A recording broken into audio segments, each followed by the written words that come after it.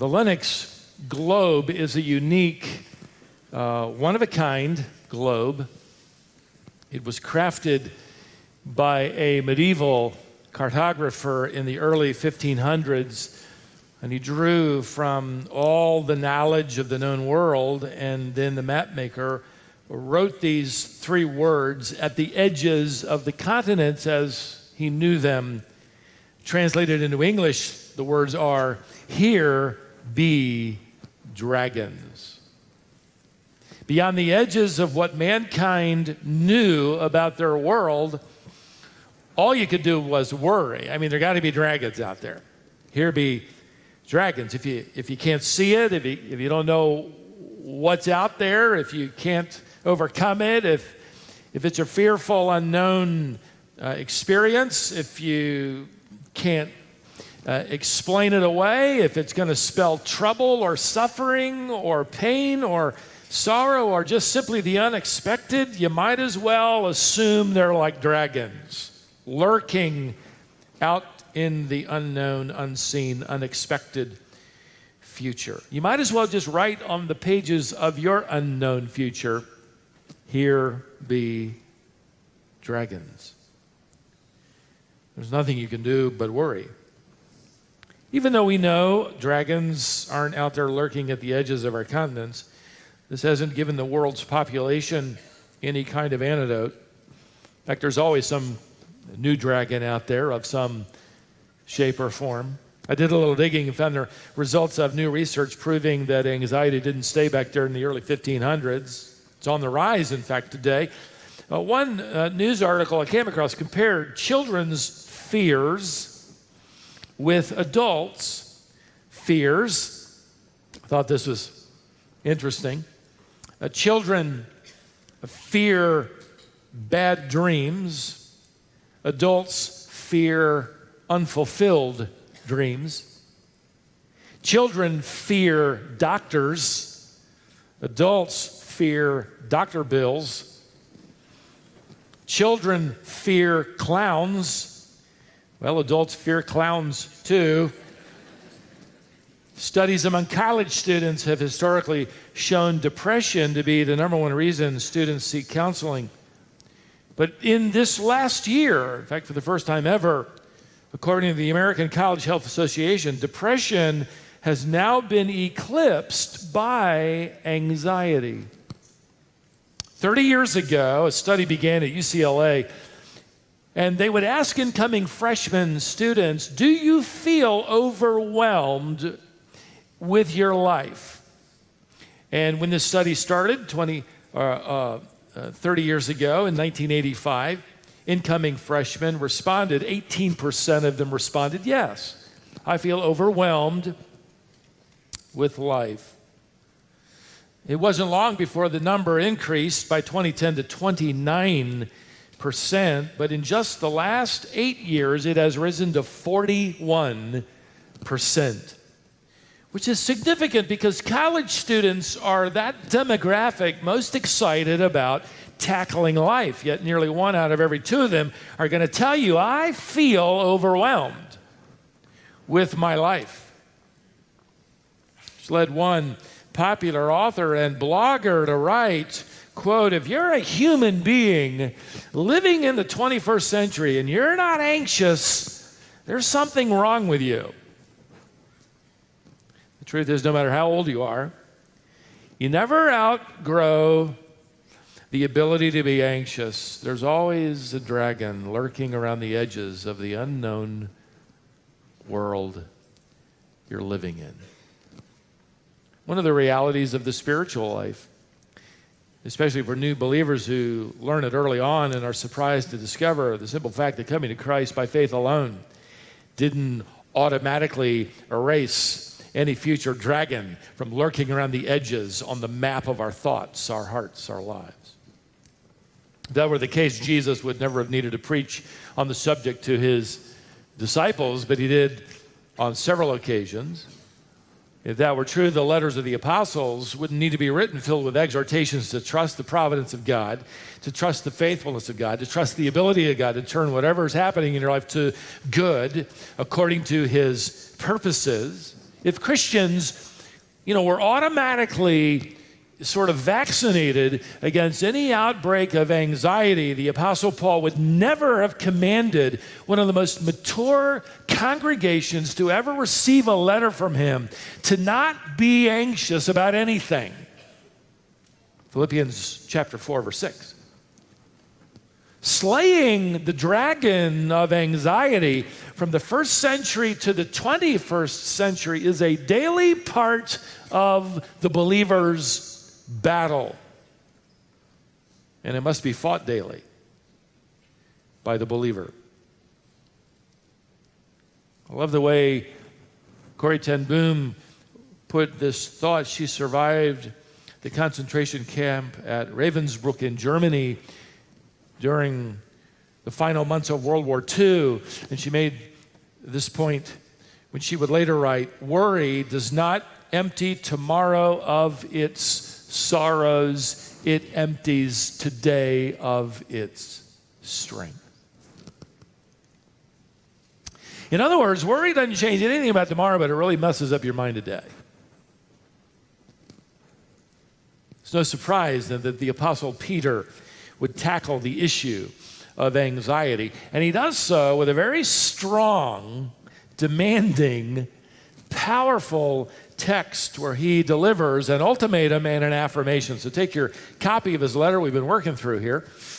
Peter's first letter, let's pick up where we left off. We're in chapter 5 and verse 7, and all I want to do is focus on verse 7, just that one freighted phrase. First, I want you to notice the ultimatum from Peter, casting all your anxiety on him. And I need to point out that this phrase is a part of the previous verse. Notice verse 6. Humble yourselves under the mighty hand of God that he may exalt you at the proper time, casting all your anxiety on him. You got to put those together. In other words, you've allowed yourselves to be humbled by God, and you recognize daily and surrender daily under his mighty hand that he is indeed in control of everything in your life, knowing that he will, at the proper time, at the due time, at the right time, bring about some kind of reversal. We studied last Lord's Day. It might be temporary. There might be temporary relief. There might be a time in your life where, those brief snatches where you catch your breath and you might even coast a little bit.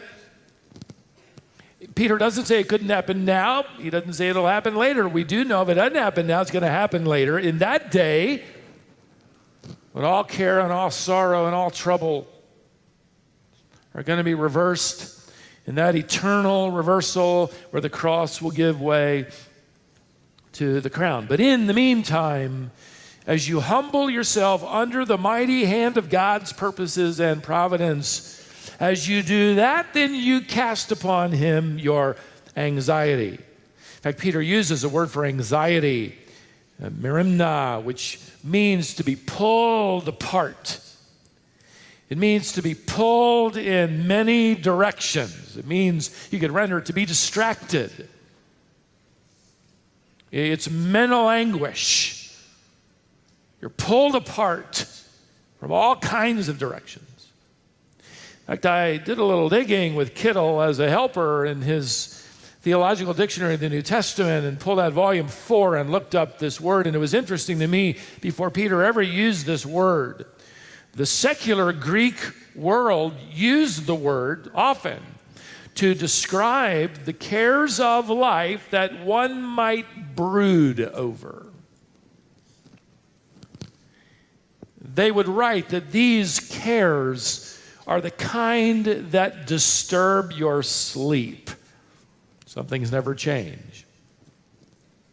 But then unbelieving Grecians would write, quote, "The foolish try to drown these cares in love or in drink, but we know only death can free us." In other words, there's no hope. There's no solution for for the unbeliever. The dragon of anxiety is virtually undefeatable. There is no chink in his armor. You're helpless. But not so with Peter. He says, don't be pulled apart. In fact, this is not a suggestion. This is an ultimatum. He uses an imperative here. You might want to write into your text an exclamation point at the end of this phrase. Casting all your anxiety on him, exclamation point.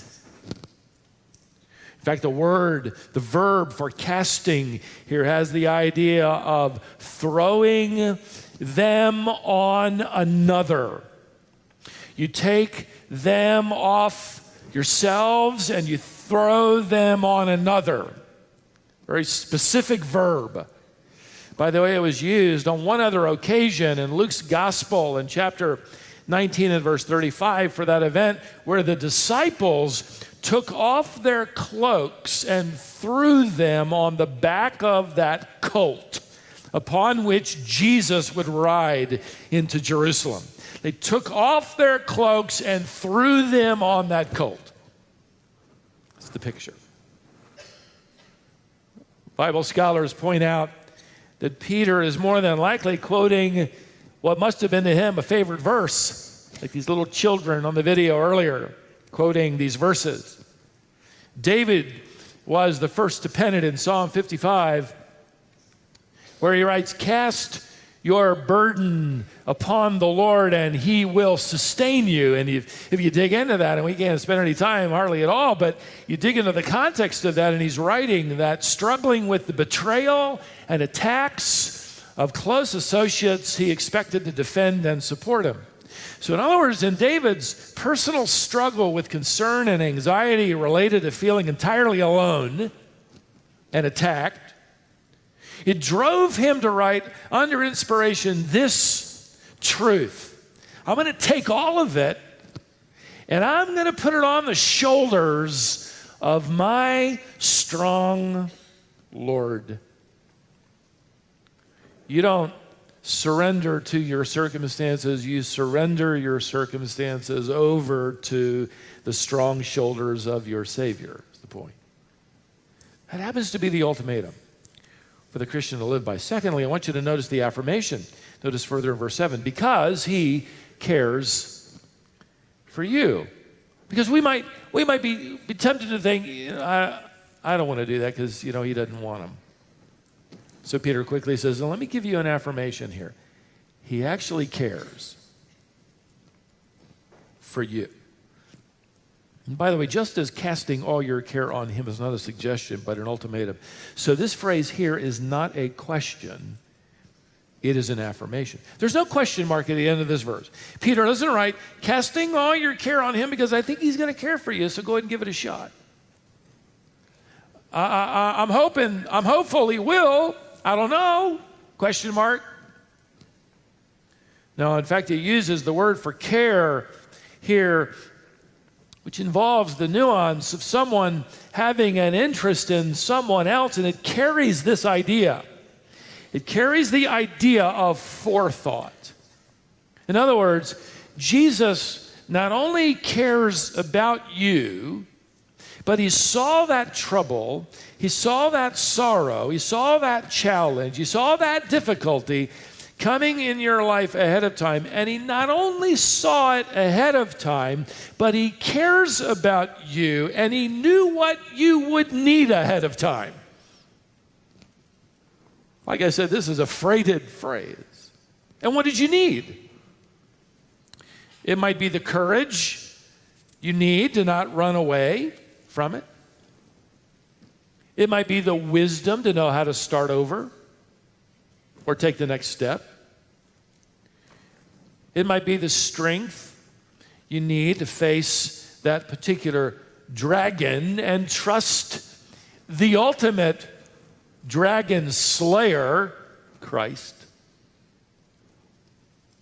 So get this nuance from Peter's inspired pen. I know it's a little mind-bending to think about the omniscient, timeless eternality of God, but that's the nuance. That trial you are facing was itself the result of his forethought. And the care you needed in going through that trial is also a part of his forethought. God has thought about everything you would need beforehand. And that's why, as believers, whenever you do come out of that challenging chapter, you might be right in the middle of it right now. When you come through it, and if you've lived long enough in the Lord, eventually you do catch that breath, and you usually look over your shoulder and you'll see, you know what, just at the right time, this happened. Just at the right time, that word was spoken. Just at the right time, I got that amount of money I needed. Just at the right time, I got that job. Just at the right time, and we're always a little bit surprised. And so we kind of talk to each other like, you won't believe it, but at just the right time, my phone rang. At my darkest hour, a friend showed up. At the last moment possible, that package arrived. Or when I needed to know for sure, and I mean it was midnight, then it came. What do you know? What do you know? Well, Peter informs us here that it happened like that because God knew ahead of time, and God cared ahead of time, and God timed exactly what you needed ahead of time. Hudson Taylor, the aged missionary statesman, I love to illustrate his life periodically with you. If you're new in the faith, he served for nearly 50 years in China, lived with such a simple, sweet trust. He depended on the Lord for everything.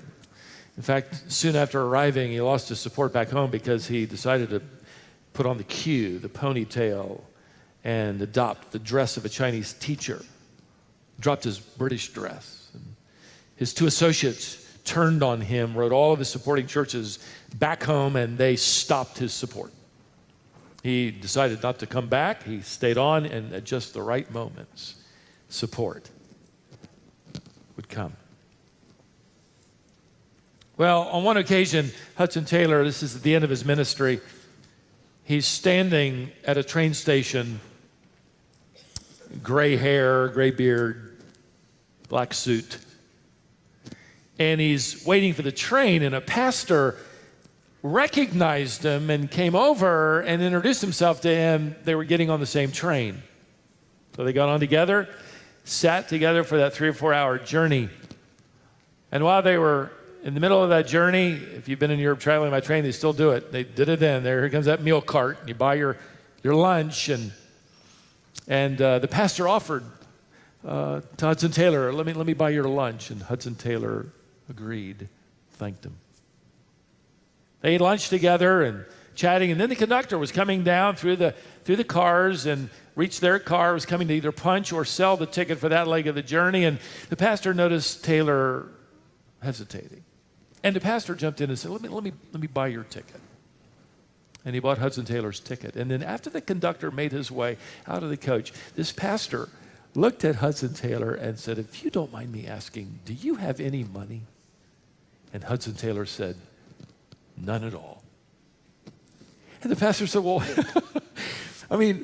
you were waiting for this train. You needed to eat. How did you know I would come along and be able to provide this for you? And Hudson Taylor gave that now famous response, and this is how he'd lived for many years. He said to this pastor, I didn't know, but my father knew. I love that. I didn't know, but my father knew. Slaying these dragons of anxieties involves obeying the ultimatum, followed up by trusting in the affirmation. And let me throw in this very quickly here. This word for anxiety is comprehensive. It stands for everything you might brood over. Even those things that you wouldn't tell somebody else because you think they might be unspiritual. But even the spiritual. Even those little things. Oh, the Lord probably didn't care about that. That's my problem. And the big things. The trivial.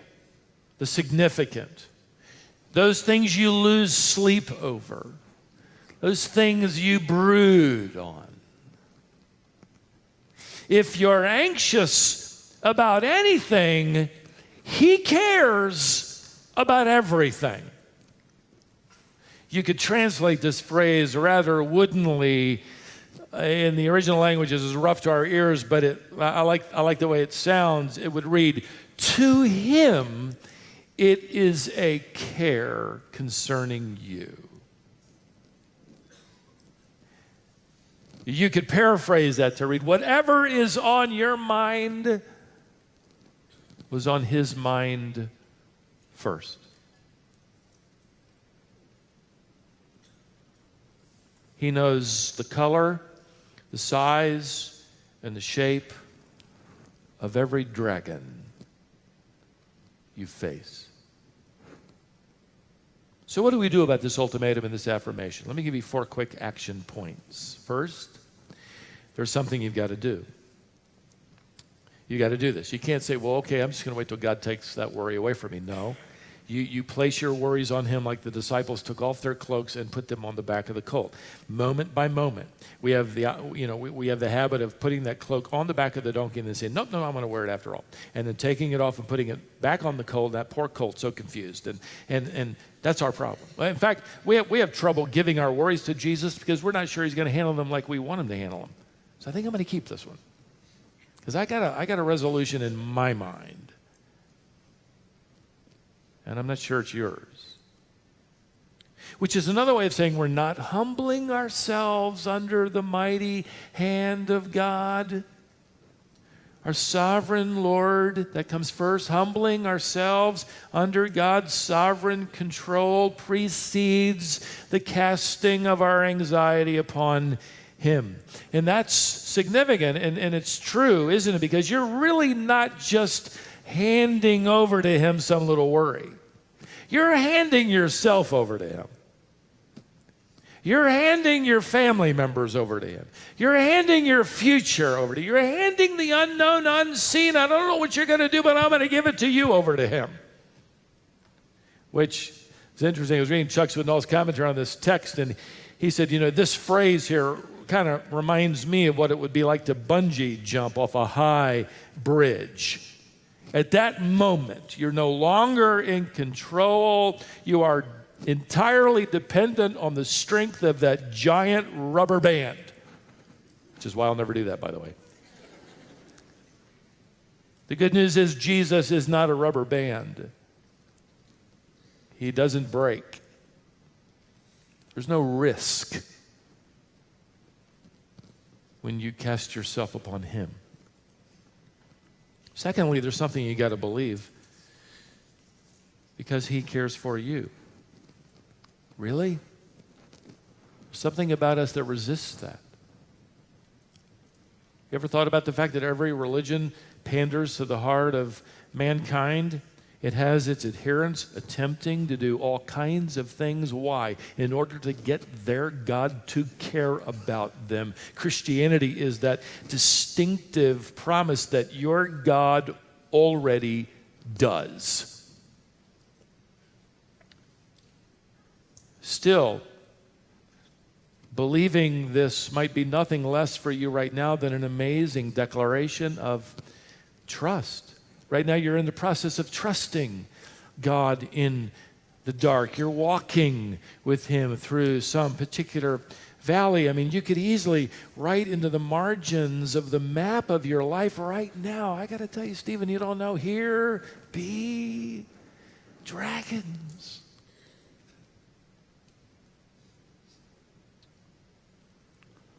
Yes, there are dragons to be slayed, especially the dragon of anxiety.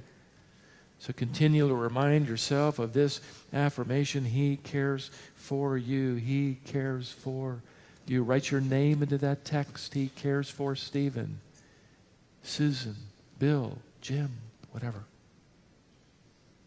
Even when the clouds gather, He cares. And already has ahead of time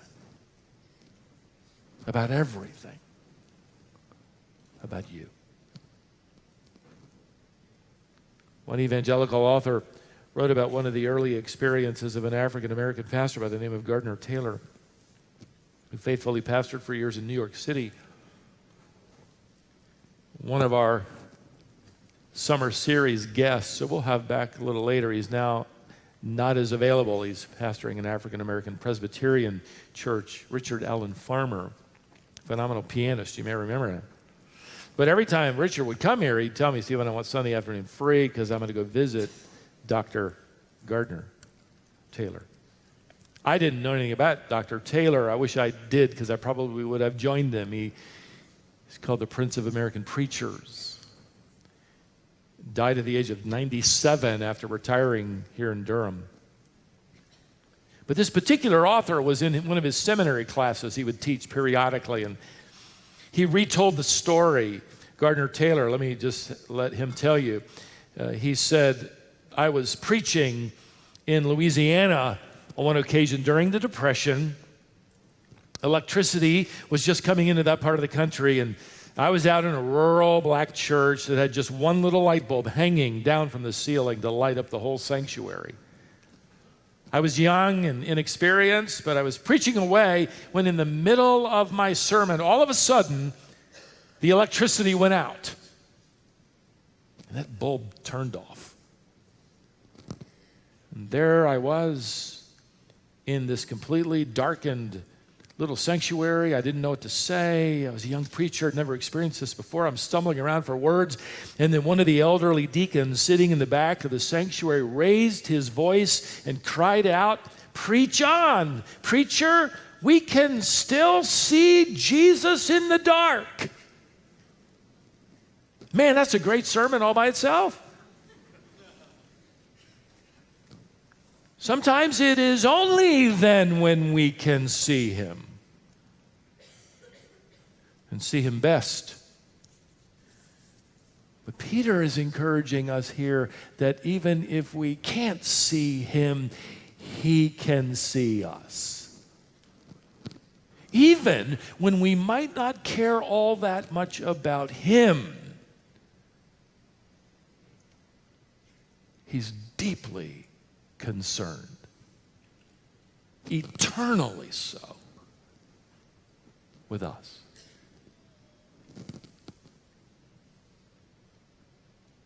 There's an affirmation you got to obey and believe. Third, this is something you got to practice. Something you got to practice. Every time an anxious thought comes along breathing fire down your back, you see it coming, a worry beginning to enter your mind, you practice as early, as quickly as possible, this discipline of refusal. I'm not going to take it. That's yours, Lord. I'm not going to take it. That's on you. Not going to be on me. It's going to be on you. You're continually casting, believing he is continually carrying. You're throwing onto him. You know, it occurred to me as I studied this verse, this is one of the few times in life when it's okay to throw things. Here it is. Now, I've never thrown a net as a fisherman. Some scholars believe he was thinking of that. I don't really like that analogy because that net's pulled back into the boat and we're not supposed to pull it back in the boat. I've never thrown blankets over the back of a colt either. But the imagery of throwing accurately is interesting to me, and I began to think, have I ever come close to that in some way in life? And it wasn't long before I thought back to all those baseballs I threw as a left-handed pitcher in Little League many years. In fact, it occurred to me it was in the last century. That's a really horrible thought, but that's when it was. All the teams, and I don't know how they're done now, but all the Little League teams when I was a kid were sponsored by local companies. And I was a little embarrassed because ours was sponsored by dry cleaners and had a long name, People's Cleaners. People's Cleaners. And those letters were put on our jerseys. And we were so little and that name was so long, it just kind of wrapped around us before we got to the end of it. Why couldn't it have been something cool like Nike? Because Nike had not been invented yet. That's why. I'd love to tell you, by the way, that I was a good pitcher. I wasn't. I wasn't. In fact, after a season, I asked the coach if he'd keep me at first base and never let me pitch again, and he happily agreed to do that. But I can still remember what it was like to loosen up, warm up before a game, stay limber, ice the elbow after a game, whatever. I thought about that as an analogy. There's a sense where you as a believer need to develop a good throwing arm to keep it limber, to keep your faith stretched out in prayer, to ice your thoughts in Scripture during and after a battle. At any moment, you're going to need to be able to throw worry as far away from you as you can. And not just throw it, but hit the target. It isn't just, I'm not going to deal with that. It is, Lord, this is yours. And you toss it to him. You are casting and Jesus is carrying. How do you know I'll handle it? How do you know Jesus will handle it? He said he would. How do you know he cares about it? He said he did. How do you know he's even interested in it? He said it was. Listen, if you don't believe, it's your word against his. Who are you going to believe? You or him? There's something you got to do. There's something you got to believe. There's something you got to practice. Fourth and finally, this is someone you've got to trust. When Peter writes here, because he cares for you, he changes the tense of the verb to present tense. What that means, without boring you with all the grammatical details, what that means is that Jesus never stops. Jesus never ceases caring. This is unending, ongoing, never ceasing, never slowing down, never letting up, never missing a moment, always caring. The problem is, beloved, we stop casting. Never that Jesus stops caring. The problem is we stop tossing. We stop sending that dragon to him. I'm going to handle this one on my own. How's that working? If I can dip back into my favorite biography again, there was a time when the demands of the China Inland Mission were mounting. More than 1,000 missionaries on the field, by the way. Several schools, mission outposts. Demands for funds, pressures financially that would have buried me, I'm sure, many others. On one of those occasions, he totaled up their funds in the bank and found they only had 25 cents in the mission bank account. Now, this is a long time ago, but still you'd have a hard time getting past $25. That was it. 25 cents. And he wrote a note to his wife and another to his bookkeeper and said the same thing. Quote, "We have this, 25 cents plus all the promises of God." This is what we have, 25 cents plus all the promises of God. I love to read those stories. I don't want to live those stories. I love to read them. Peter invites us, however, as believers out into the deep end of that kind of statement of faith. What are you down to? Whatever it is, you have that plus the promises of God. Oh, give me one, okay? He will never stop caring for you. So cast all your anxiety on him. Why? Because he will never stop caring.